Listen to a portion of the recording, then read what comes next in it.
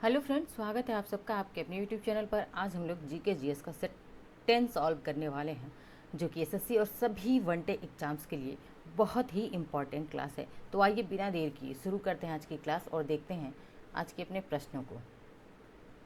हमारा पहला प्रश्न है, भगवान बुद्ध को ज्ञान की प्राप्ति कहाँ हुई थी? यानी कि भगवान बुद्ध यानी कि गौतम बुद्ध को ज्ञान की प्राप्ति कहाँ हुई थी? तो इनको ज्ञान की प्राप्ति बोध गया कहाँ पे हुई थी? बोध गया में। ये बोध गया कहाँ पे है? तो बिहार में है। कहाँ पे है? बिहार में है बोध गया। और इसी बोध गया में इनको ज्ञान की प्राप्ति हुई थी। ठीक है, लेकिन यह इमेज देखिए, ये क्या है? यही है गौतम बुद्ध, और इनको यह वह स्थान है जहाँ पे इनको क्या हुआ? ज्ञान की प्राप्ति हुई थी। कहाँ पे है? ये बोध गया बिहार में है। देखिए, इस इमेज को यहाँ पे रखने का एक और उद्देश्य है कि इस इमेज से संबंधित एक प्रश्न बहुत बार पूछा जाता है कि गौतम बुद्ध को ज्ञान की प्राप्ति किस वृक्ष के नीचे हुई थी। अगर वृक्ष पूछता है, बहुत बार वृक्ष पूछा गया है, साल, सागौन, पीपल इत्यादि दे देता है, बरगद देता है, लेकिन क्या है, अगर पूछे कि गौतम बुद्ध को ज्ञान की प्राप्ति किस वृक्ष के नीचे हुई थी, तो इनको जो है किस वृक्ष के नीचे हुई थी? साल वृक्ष के नीचे। कौन सा वृक्ष है? यह शाल वृक्ष है। इसी के नीचे गौतम बुद्ध को ज्ञान की प्राप्ति हुई थी। कहाँ पे हुई थी? बोध गया बिहार में हुई थी। ठीक है, आगे बढ़ते हैं अगले प्रश्न की तरफ। दूसरा प्रश्न हमारा है, आर्य समाज की स्थापना किसने की? यानी कि आर्य समाज की स्थापना किसने की थी? तो स्वामी दयानंद सरस्वती ने। किसने किया था? स्वामी दयानंद सरस्वती ने आर्य समाज की स्थापना 1828 में। कब किया था? 1828 में। डेट भी पूछ लिया गया है। ठीक है, अब आगे बढ़ते हैं, देखते हैं इन्होंने बहुत ही, यही है क्या है, ये हैं दयानंद सरस्वती जी। और इनका एक बहुत ही फेमस जो है क्या है, नारा है। इन्होंने क्या कहा था? इन्होंने कहा था वेदों की ओर लौटो। वेदों की ओर लौटो, यह प्रश्न बहुत बार पूछा गया है कि किसने कहा कि वेदों की ओर लौटो? तो महर्षि स्वामी दयानंद सरस्वती ने कहा था वेदों की ओर लौटो। गाँव की ओर लौटो किसने कहा था? गाँव की ओर लौटो, गांव की ओर लौटो का नारा किसने दिया था? तो यह गांधी जी ने दिया था। ठीक है, लेकिन अगर पूछ ले वेदों की ओर लौटने की बात किसने की, तो स्वामी दयानंद सरस्वती जी ने किया था। आगे बढ़ते हैं, देखते हैं अगले प्रश्न को। अगला प्रश्न हमारा तीसरा प्रश्न है कि पंजाबी भाषा की लिपि कौन सी है? तो पंजाबी भाषा की लिपि क्या है? किस लिपि में पंजाबी भाषा लिखी जाती है? यह लिपि कौन सी है? गुरुमुखी लिपि है। हिंदी भाषा किस लिपि में लिखी जाती है? तो हिंदी भाषा जो है देवनागरी। अगर यहाँ पे प्रश्न अगर पूछ दे कि हिंदी भाषा, तो किस में? देवनागरी भाषा में। ठीक है, हिंदी लिखी जाती है। लेकिन आपसे प्रश्न में पूछा है पंजाबी भाषा की, तो कौन सी लिपि होती है? गुरुमुखी लिपि होती है पंजाबी भाषा की। बढ़ते हैं अगले प्रश्न, चौथे प्रश्न की तरफ।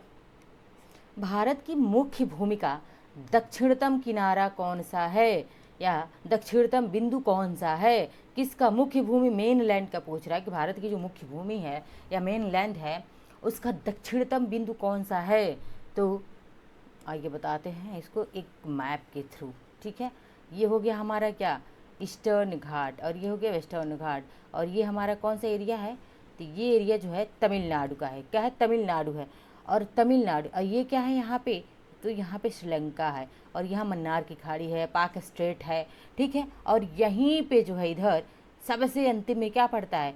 भारत की मुख्य भूमिका दक्षिणतम बिंदु क्या है? यही कहीं पड़ता है। यहाँ पे क्या है उसका नाम? कन्या कुमारी, या फिर इसे ही केप कोमोरिन कहा जाता है। क्या कहा जाता है? केप कोमोरिन। ठीक है, यह कन्याकुमारी या केप कोमोरिन कहाँ पे है? तो इसी भारत और तमिलनाडु के बीच में, यानी कि किस राज्य में है? तो तमिलनाडु में है। उसे क्या बोलते हैं? कन्याकुमारी या केप कोमोरिन बोलते हैं। देखिए कन्याकुमारी लिखा हुआ है यहाँ पे। किस राज्य में है? भूलिएगा नहीं, तमिलनाडु। कहाँ पे है यह? तमिलनाडु में। कहाँ पे है यह? तमिलनाडु में है। ठीक है, आगे बढ़ते हैं, देखते हैं अगले प्रश्न को। अगला प्रश्न हमारा है पांचवा प्रश्न, भारत में सबसे पहले सूर्य किस राज्य में निकलता है? तो सबसे पहले भारत में सूर्य किस राज्य में निकलता है? तो वह राज्य कौन सा? पूर्वोत्तर का राज्य है। कौन सा है? अरुणाचल प्रदेश है, जहाँ पे सबसे पहले सूर्य निकलता है, अरुणाचल प्रदेश। ठीक है, बात करते हैं छठे प्रश्न की, इंसुलिन का प्रयोग किस बीमारी के उपचार में होता है। तो इंसुलिन का प्रयोग किस बीमारी के उपचार में होता है? मधुमेह, जिसे हम क्या कहते हैं? डायबिटीज़ कहते हैं। इसको हम डायबिटीज़, ठीक है, इसको हम डायबिटीज़ भी कहते हैं। और इसी डायबिटीज़ बीमारी में इंसुलिन का प्रयोग होता है। इसका क्या होता है? इंसुलिन कम हो जाता है। जब इंसुलिन क्या हो जाएगा? इंसुलिन आपकी बॉडी में कम हो जाएगा तो मधुमेह रोग या डायबिटीज़ रोग हो जाएगा। इंसुलिन निकलता कहाँ से है? पैंक्रियाज से। पैंक्रियाज से कहाँ से निकलता है? पैंक्रियाज से इंसुलिन क्या होता है? सिक्रीट होता है यहाँ से। सातवां प्रश्न है कि बिहू किस राज्य का प्रसिद्ध त्योहार है? किस राज्य में बिहू त्योहार मनाया जाता है? तो असम। क्या है? असम। आसाम लिखा है, असम ऐसा लिखते हैं, ठीक है। असम राज्य का प्रमुख त्योहार है बिहू। बिहू के साथ ही रंगाली बिहू पूछता है कभी कभी कि रंगोली बिहू। रंगोली बिहू किस राज्य का है? तो यह रंगोली बिहू भी किस राज्य का है? असम राज्य का ही है, ठीक है। आठवां प्रश्न है, कौन सा विटामिन आंवले में प्रचुर मात्रा में मिलता है? आंवले में कौन सा विटामिन जो है प्रचुर मात्रा में मिलता है? तो आंवले में क्या मिलता है? विटामिन सी मिलता है। देखिए आंवले में कौन सा विटामिन रहता है? तो विटामिन सी रहता है। एस्कॉर्बिक एसिड, इसका रासायनिक नाम क्या है? तो विटामिन सी का रासायनिक नाम है एस्कॉर्बिक एसिड नाम है, ठीक है। आगे बढ़ते हैं, देखते हैं अगला प्रश्न। हमारा 9वां प्रश्न है, भारत का प्रथम गवर्नर जनरल कौन था? जो भारत का पहला गवर्नर जनरल था वो कौन था? विलियम बेंटिंक था। देखिए ये है विलियम बेंटिंक, जो कि भारत का पहला गवर्नर जनरल था। देखिए यहाँ पे लिखा है first governor general of India कौन है? तो विलियम बेंटिंक है, ठीक है। आगे बढ़ते हैं 10वें प्रश्न की तरफ। 10वां प्रश्न हमारा है कि कागज का आविष्कार किस देश में हुआ था? किस देश में कागज का आविष्कार हुआ था? तो चीन में। कहाँ पे हुआ था? चीन में, ठीक है। बढ़ते हैं आगे। 11वां प्रश्न हमारा है, गौतम बुद्ध का बचपन का नाम क्या था? हमने गौतम बुद्ध से संबंधित सबसे पहला है हमने एक और प्रश्न पढ़ा था ऊपर। क्या था वो प्रश्न? कि उनको ज्ञान की प्राप्ति कहाँ पे हुई थी? कहाँ पे हुई थी? बोध गया में। कहाँ पे हुई थी? बोध गया में हुई थी। किस वृक्ष के नीचे हुई थी? साल वृक्ष के नीचे। याद रखिए साल वृक्ष बहुत बार पूछा गया है। अब इनके बचपन का नाम क्या था गौतम बुद्ध के? तो सिद्धार्थ था, ठीक है। इनके बचपन का नाम क्या था? सिद्धार्थ इनके बचपन का नाम था। 12वां प्रश्न है, भारत में सशस्त्र बलों का सर्वोच्च सेनापति कौन होता है? तो भारत में अगर देखा जाए सशस्त्र बलों का सर्वोच्च सेनापति कौन होता है? राष्ट्रपति होते हैं, प्रेसिडेंट होते हैं। आगे बढ़ते हैं, देखते हैं 13वें प्रश्न को। रतौंधी किस विटामिन की कमी से होता है? कौन सा ऐसा विटामिन है जो शरीर में कम हो जाती है? तो रतौंधी, जिसे हम क्या कहते हैं? नाइट ब्लाइंडनेस कहते हैं, ठीक है। तो किस विटामिन की कमी से? विटामिन ए की कमी से होती है। क्या है? विटामिन ए की कमी से रतौंधी होता है। इसका नाम क्या है? रेटिनॉल है। इसका रासायनिक नाम क्या है? रेटिनॉल है, ठीक है। बहुत बार पूछा गया है, ठीक है। इसका बेस्ट सोर्स क्या है? गाजर। क्या है? गाजर है। आगे बढ़ते हैं, देखते हैं अगले प्रश्न को। 14वां प्रश्न है, पोंगल किस राज्य का त्योहार है? तो पोंगल जो है किस राज्य का त्योहार है? पोंगल कहाँ मनाया जाता है? तमिलनाडु में। पोंगल में देखिए ये बहुत ही मतलब कन्फ्यूजिंग क्वेश्चन हो जाता है। पोंगल और ओणम दोनों दे देता है तो बच्चे कंफ्यूज हो जाते हैं। मैक्सिमम बच्चे का मैक्सिमम लोग जो है 90% बच्चे कंफ्यूज हो जाते हैं पोंगल और ओणम में। तो इसको मैं मैप से समझाना चाहूँगी। देखिए ये क्या है? गुजरात है, एमएच महाराष्ट्र, गोवा, कर्नाटक और क्या है? ये जो है केरल। अब अगर बात करें केरल की, ये जो है पश्चिमी घाट में है केरल। कहाँ पे? वेस्टर्न घाट में।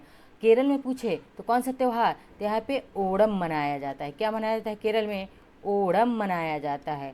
और इधर आते हैं जब ईस्टर्न घाट पे, तो इधर जो है ये क्या है? तमिलनाडु है। और तमिलनाडु में क्या मनाया जाता है? इसी तमिलनाडु में पोंगल मनाया जाता है, जब नई फसल कटती है। दोनों त्यौहार नई फसल कटने के समय मनाया जाता है। नई फसल कटती है उस समय तमिलनाडु में पोंगल मनाया जाता है और केरल में ओणम मनाया जाता है। बढ़ते हैं 15वें प्रश्न की तरफ। 15वां प्रश्न है, गिद्दा और भांगड़ा किस राज्य का लोक नृत्य है? यानी कि गिद्दा और भांगड़ा किस राज्य के लोक नृत्य हैं? तो यह पंजाब के। देखिए ये मेल हैं जो क्या भांगड़ा पा रहे हैं, भांगड़ा कर रहे हैं। मेल जो हैं, पुरुष क्या करते हैं? यह पुरुष जो है, जो भांगड़ा, पुरुष क्या करते हैं? भांगड़ा करते हैं। लेकिन गिद्दा पूछा हुआ है, गिद्दा किसके द्वारा, महिला पुरुष किसके द्वारा किया जाता है? तो गिद्दा जो है यह महिलाओं के द्वारा। किसके द्वारा? गिद्दा गिद्दा जो है महिलाओं के द्वारा गिद्दा किया जाता है। ठीक है, आगे बढ़ते हैं, देखते हैं 16वां प्रश्न हमारा क्या है। 16वां प्रश्न है कि टेलीविज़न का आविष्कार किसने किया। किसने जो है टेलीविज़न का आविष्कार किया था? John Baird. बहुत बार यह प्रश्न पूछा गया कि टेलीविज़न का आविष्कार किसने किया? जॉन बेयर्ड ने टेलीविज़न का आविष्कार किया हुआ है। 17वां प्रश्न है भारत की पहली महिला शासिका कौन थी? हिस्ट्री से प्रश्न है यह कि भारत की पहली महिला शासिका कौन थी? तो रजिया सुल्तान थी भारत की पहली महिला शासिका, जिसको तुर्कों ने क्या किया था? रिप्लेस कर दिया था, हटा दिया था। 18वां प्रश्न है इम्पॉर्टेंट, वेरी वेरी इंपॉर्टेंट प्रश्न है यह। मछली किसकी सहायता से सांस लेती है? जो मछली है किसकी सहायता से सांस लेती है? तो किसके द्वारा सांस लेती है मछली? गलफड़े, जिसको हम क्या कहते हैं? गलफड़ा कहते हैं। देखिए ये है गिल्स, इसका गलफड़ा है, और इसी गलफड़े से मछली क्या होती है? सांस लेती है। हमेशा याद रखिए, इमेज के माध्यम से आप लोगों को इसीलिए समझाया जा रहा है ताकि चीज़ें एकदम दिमाग में क्लियर बैठ जाएं आप लोगों के। 19वां प्रश्न है इनकलाब जिंदाबाद का नारा किसने दिया था? इनकलाब जिंदाबाद का नारा किसने दिया था? तो किसने दिया था इनकलाब जिंदाबाद का नारा? भगत सिंह ने। किसने दिया था? भगत सिंह ने इनकलाब और जिंदाबाद का नारा दिया हुआ था। 20वां प्रश्न है आज का, जलियांवाला बाग हत्याकांड कब व कहाँ हुआ था? तो जलियांवाला बाग हत्याकांड कब हुआ था? 1919 में। कब हुआ था? 1919 में जलियांवाला बाग हत्याकांड हुआ था, अप्रैल 1919। ठीक है, कब हुआ था? 13 अप्रैल 1919 को अमृतसर में जलियांवाला बाग हत्याकांड। किसके विरोध में? रॉलेट एक्ट के। किसके? ये भी प्रश्न पूछता है कि रॉलेट एक्ट के विरोध में हुआ था। किसके विरोध में हुआ था जलियांवाला बाग हत्याकांड? तो रॉलेट एक्ट के विरोध में हुआ था, जो कि मार्च 1919 में रॉलेट एक्ट आया था। कब आया था? मार्च 1919 में रॉलेट एक्ट आता है। और यह जो काला कानून, इसको गांधी जी ने कहा, क्यों? क्योंकि इसमें बिना दलील, बिना वकील, आपकी ना तो दलील सुनी जाएगी, ना ही आपको वकील करने का मौका दिया जाएगा। तुरंत ही आपको संदेह, मात्र संदेह के आधार पर गिरफ्तार कर लिया जाता था। इसीलिए गांधी जी ने इसे रॉलेट एक्ट को काला कानून कहा। और इसी काले कानून, इसी रॉलेट एक्ट का विरोध जलियांवाला बाग में अब 13 अप्रैल 1919 को जलियांवाला बाग में हो रहा था, अमृतसर में, जिस पर जनरल डायर ने क्या करी? गोलियां चलवा दी और हजारों लोगों की मौतें हुई थी। आगे बढ़ते हैं, देखते हैं 21वें प्रश्न को। 21वां प्रश्न क्या है कि 1939 में कांग्रेस छोड़ने के बाद सुभाष चंद्र बोस ने किस दल की स्थापना की थी? तो जब किस दल की स्थापना किया था? फॉरवर्ड ब्लॉक की। प्रश्न उल्टा करके पूछता है बहुत बार। फॉरवर्ड ब्लॉक की स्थापना कब हुई थी? तो कब हुई थी? 1939 में हुई थी। किसने किया? सुभाष चंद्र बोस ने किया। याद रखिएगा, इन्होंने कहा था दिल्ली चलो का नारा किसने दिया? सुभाष चंद्र बोस ने। तुम मुझे खून दो, मैं तुम्हें आज़ादी दूंगा, यह नारा किसने दिया था? सुभाष चंद्र बोस ने। 2 अधिवेशन कांग्रेस के, त्रिपुरी और हरिपुरा का, इन्होंने क्या किया था? नेतृत्व किया था सुभाष चंद्र बोस जी ने। 22वां प्रश्न है पंजाब केसरी किसे कहा जाता है? तो शेरे पंजाब या पंजाब केसरी लाला लाजपत राय को कहा जाता है। किसे कहा जाता है? लाला लाजपत राय को कहा जाता है। देखिए 23वां प्रश्न है कि सैंडर्स की हत्या किसने की थी? देखिए सैंडर्स की हत्या किसने? भगत सिंह ने सैंडर्स की हत्या की थी, इसलिए इनको फांसी की सजा हुई थी। ठीक है, आगे बढ़ते हैं, देखते हैं 24वां प्रश्न। 1857 के विद्रोह में किसने अपना बलिदान सबसे पहले दिया? जब 1857 का विद्रोह होता है तो उस समय सबसे पहले अपनी बलिदान को किसने दिया? मंगल पांडे ने। क्या? क्यों? क्योंकि जब इन्होंने वो सूअर की चर्बी वाली कारतूस को दांतों से निकालने के लिए बोला जाता था और इन्होंने मना कर दिया, वहीं से शुरुआत होती है 1857 के विद्रोह की। ठीक है, और लेकिन अगर सबसे ज़्यादा फैला कब? तो यह मेरठ से फैल गया सबसे ज़्यादा। ठीक है, 1857 की क्रांति, झांसी से रानी लक्ष्मीबाई ने इसका नेतृत्व किया था।